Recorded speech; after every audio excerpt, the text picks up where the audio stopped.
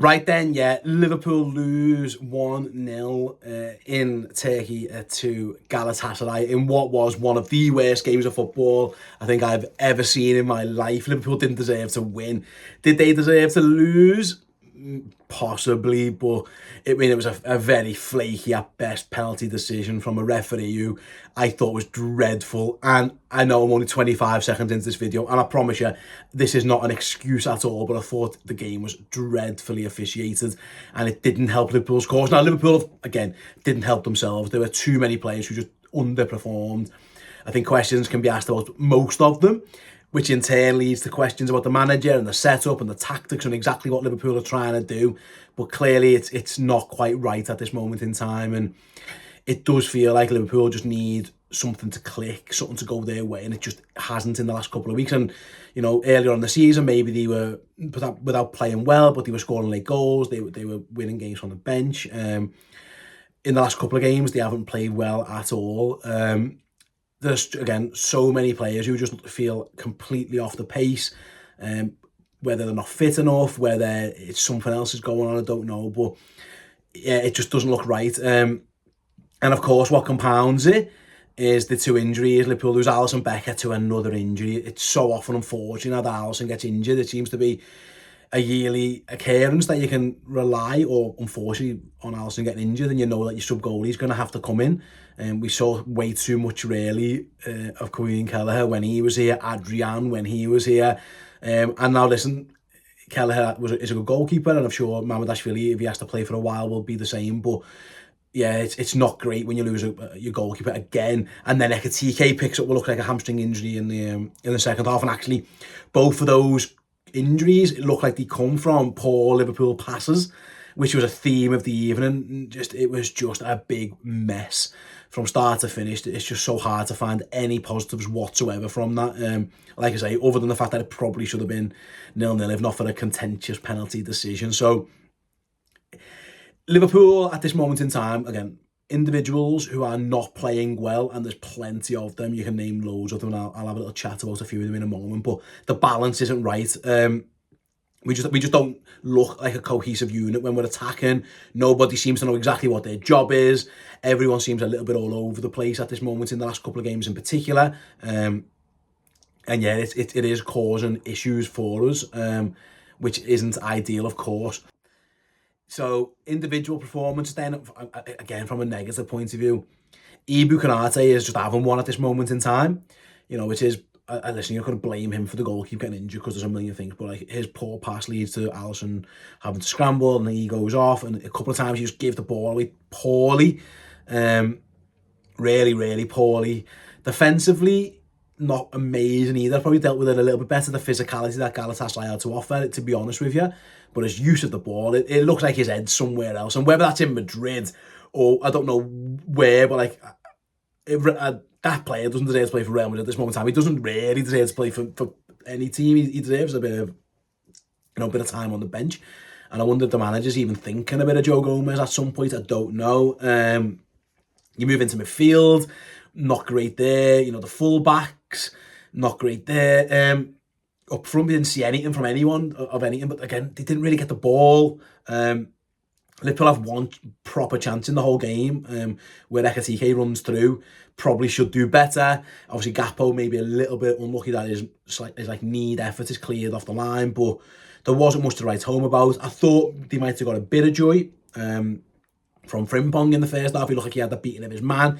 It never really resulted in anything yet. So it was really, really sloppy and disjointed. And yeah, I go back to it. It just doesn't look like we know what we're trying to do. What's the way we're trying to play? Are we trying to fit certain players in? And listen, I've said this on a couple of videos, but like we did say in the summer, it might take a bit of patience for all these changes to gel and adapt. Mo Salah said similar, didn't he? He said, there's a lot of changes. It might take time. And that's all well and good, but we're all very impatient, aren't we? And it feels like already there are people, and maybe I'm a little bit included in this, already losing that patience. Probably expecting better, but I do go back to it. That was such a difficult night for a number of different reasons.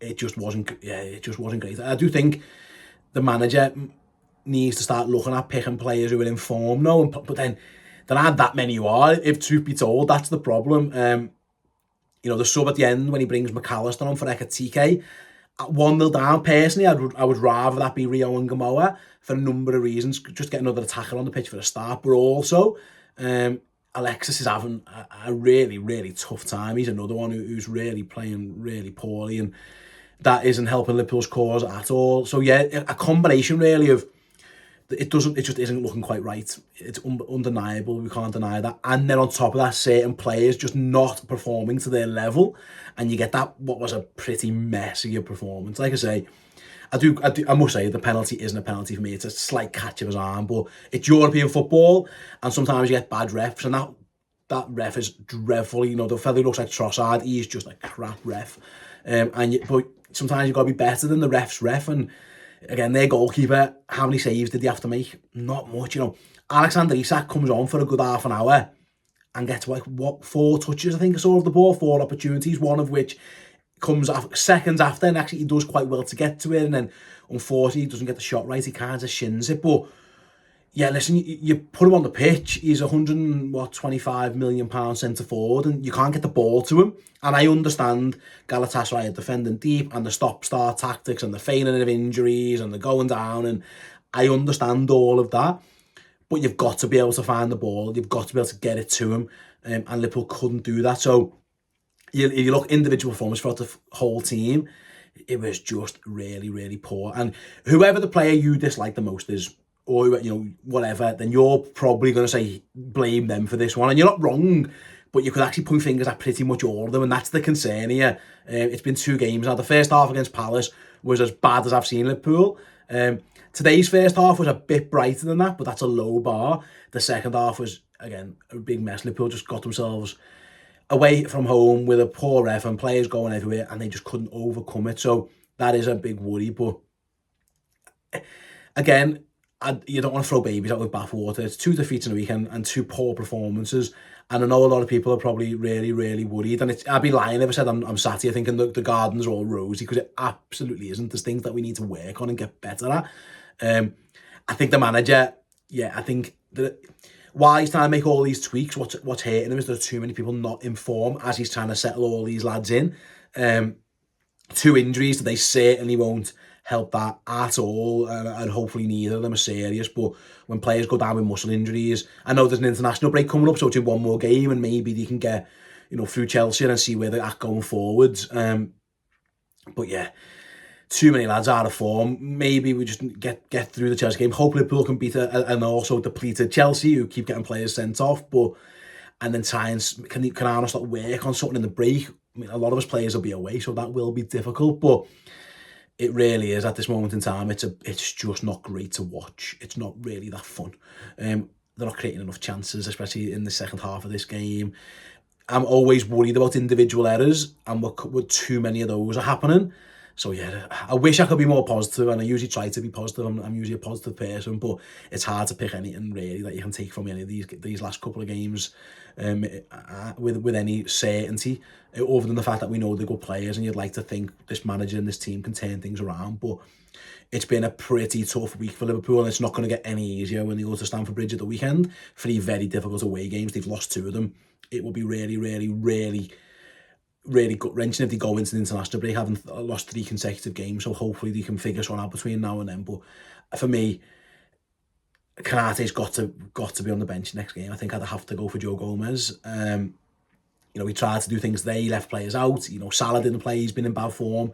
But then, it ends up with Frimpong over there. He hasn't been in great nick either. So yeah, I'm running out of solutions. I'm trying to say pick the players who are in good form, and then I'm kind of struggling to pick the players who are in good form, which is unfortunately kind of where we're at right now. But yeah, that's my reaction anyway. It's really, really tough to take that one. It was a really hard watch. If I had hair, I definitely would have pulled it out. So yeah, let me know your thoughts in the comment section below. Be reasonable. Don't be abusive. If you don't agree with what I'm saying, that's absolutely fine. But yeah, thanks very much for watching or listening to this one. Hopefully things get better at the weekend. It can't really get any worse, can it? Maybe, I don't know. Hopefully not.